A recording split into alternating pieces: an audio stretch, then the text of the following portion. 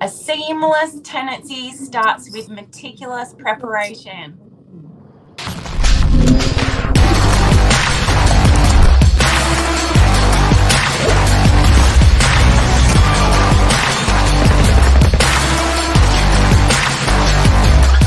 I'm the ringleader, so listen up. What an intro, Cleo. Thank you. Wah. Good morning. Good morning. How are you? Good. You feel pretty passionate about this topic. Yes, it is a pet peeve of mine for sure. And tell us more. Well, starting the tenancy off with a new tenant and the property, there's a bit of magic involved beforehand. A lot of work goes into it to make sure that there are no issues, well, to try anyway, to make sure there are no issues during the tenancy, and having everybody start off on a clean slate and, basically to make sure the tenant's the owner, that we're all happy and it all works out really well.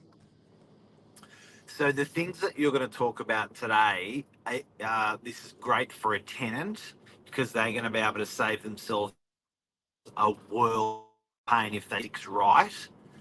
The things you're going to talk about today are great for landlords, because if they can also get this right, it's a world of pain.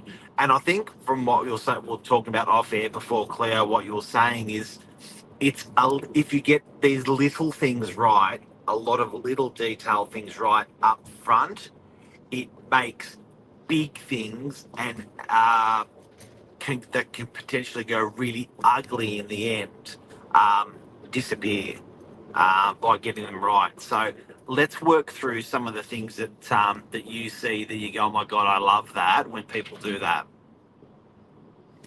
Well, I think after the application's been approved, having really clear communication with your tenant on their expectation of the property is super vital.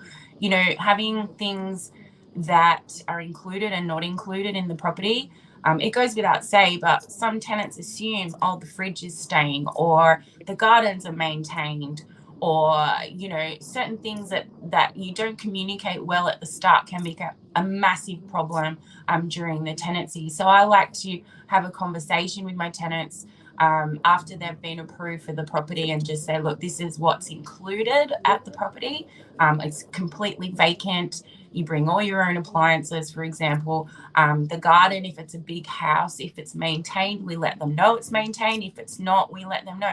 You're going to need a mower, you're going to need a whippersnipper, you're going to have to do this on a regular basis, because at the end of the tenancy, this is how it needs to look. And once you have that clear communication, everybody knows what they're getting involved with. That's one of my number one. My number two would have to be definitely the ingoing inspection report that we as agents carry out. It's not a checklist that we just go in willy-nilly for 5 seconds in and out. It takes a lot of time. Basically, how long does it take to do a good ingoing?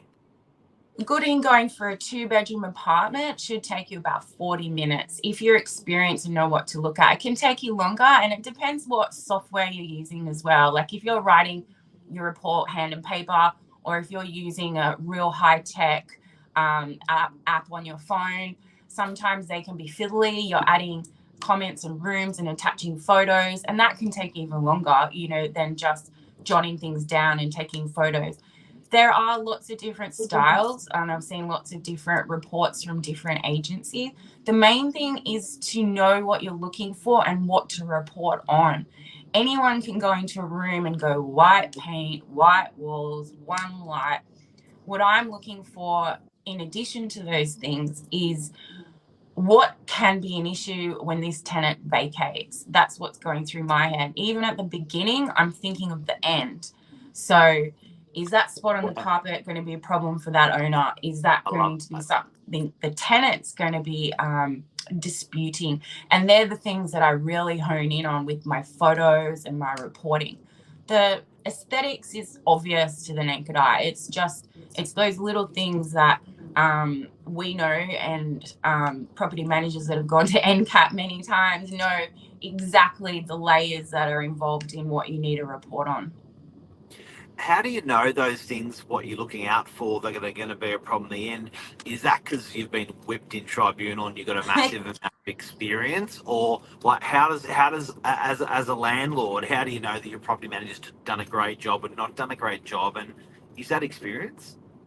I think it does come down to experience, not just trial and error, what you've done in the past. It's also knowing the legislation.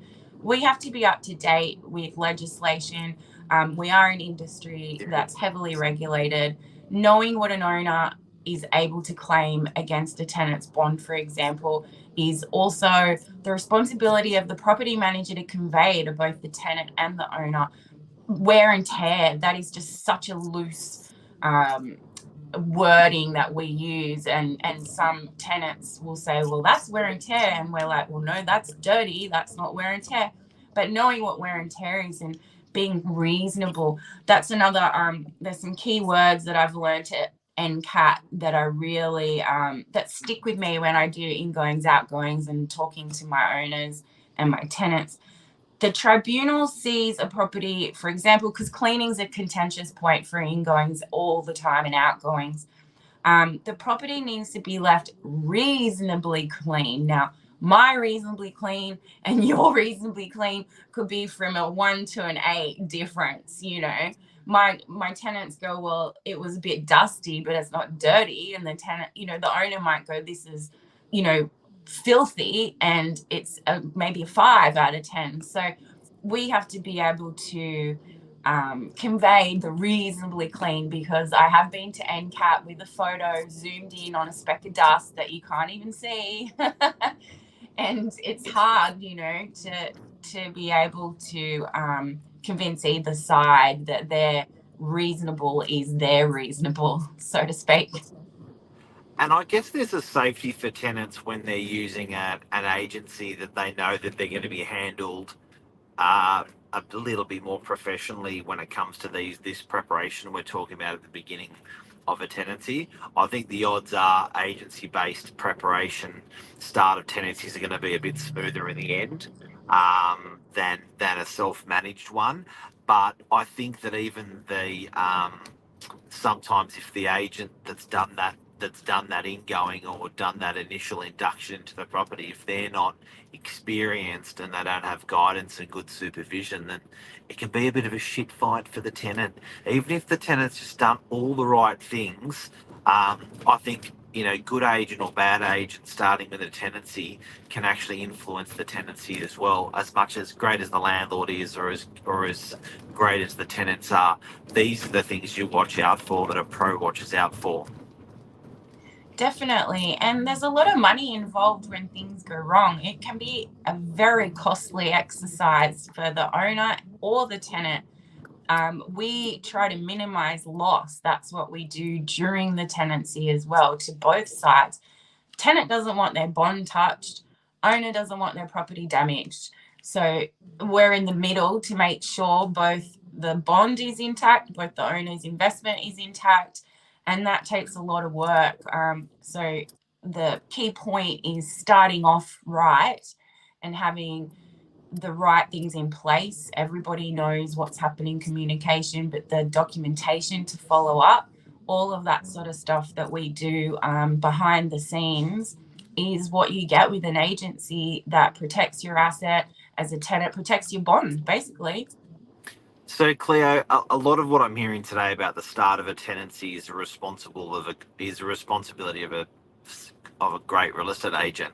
How would on the outset, or on that starting of a tenancy, how as a tenant would I smell a rat or know that or feel good about the agent that I'm using? And more importantly, if choosing a property manager, how would a landlord know that, okay, these guys have started off on the right foot? So I know we've talked about today a lot of the items that are involved in that, but on that sort of beginning stage, right up front, how do you know? Look, I think for an owner, not hearing from the property manager for 2 or 3 weeks after your tenant moves in is a good indication. You know, we're not on the phone going, tenant's not happy about this, tenant's not happy about that, they want this, they want that. That's a fail in my eyes on both sides. Wow. Okay. Yeah, That's so cool. yeah, And and so look, that's the sometimes landlord. things. Sorry. What about that's the landlord? What about from the tenant? Same thing. Similar, but you want to smooth, as a tenancy, you want to smooth entry with all your documents, your rents, you know, set up to come out automatically from your, you know, your debit provider and things like that. Our property managers and our team go, you know, well beyond helping tenants in that beginning, you know, instance. I've had, you know, Leo, who works with me, he's gone to the property, he does extra measuring for their couch, he's gone to, you know, the fridge space, all that sort of stuff. So when the tenant moves in, you know, they've had that little bit of extra help because they've only seen the property once as well. We often take tenants back to the property after the approval stage when it's vacant to make sure that, you know, everything is kosher, how they like, you know, their removalist truck can get in here, you know, all that sort of stuff helps with a smooth process. And it's not just having a bunch of keys left at reception for you to just pick up and sort it out yourself. You know, we do try to be, you know, really helpful, you know, with the tenants, because we know that moving in process is a headache. That's gold. That's gold. Thank you for today. I think you've really given everyone a good heads up on the start of the tenancy. I didn't realise so much went into that right up at the beginning part of the tenancy, and I hope people have today and they know what to watch out for. Anything else you want to say before we go? No, that's all. I hope everybody has a lovely Thursday. For those coming to our investor night tonight, can't wait to see you all there. Property Outlook 2024 and Chrissy drinks at Novak at 6 o'clock tonight. You see you there. See you then. See ya. Take care. Bye.